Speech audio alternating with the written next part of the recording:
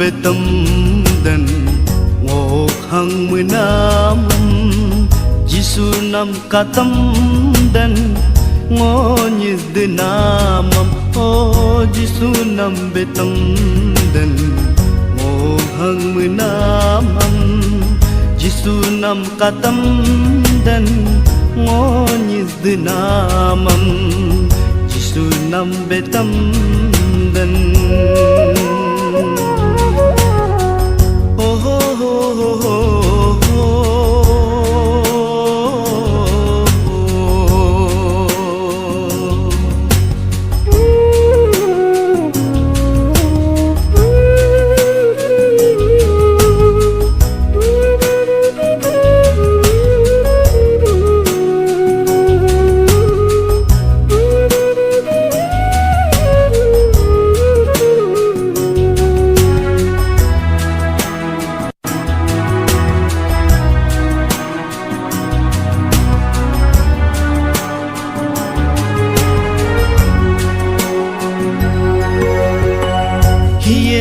gambe tam nyoma ngo hang menamam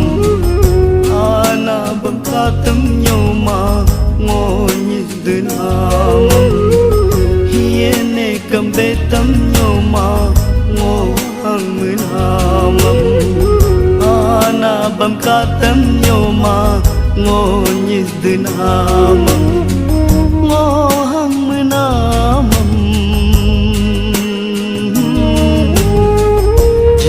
nam betam dan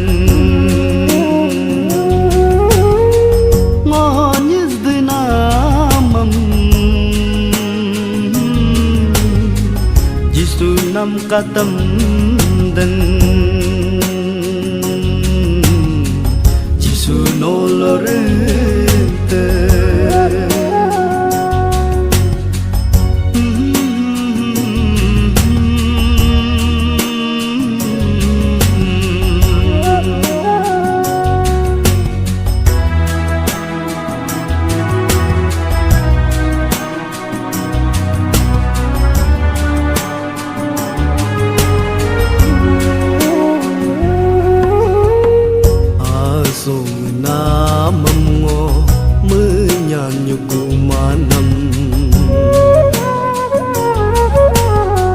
Kane urilo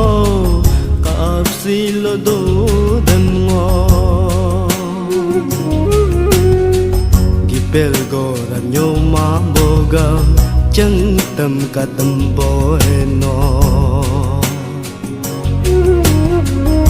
Chale cha bongam kapa la moden apno no ngam anyala da polo sirang jiboeno Jisu nam betam dan ngok hang menam Jisu nam katam dan ngonyis denamam oh Jisu nam betam dan ngok hang menamam Jisu nam katam dan ngonyis denamam Jisu nam betam dan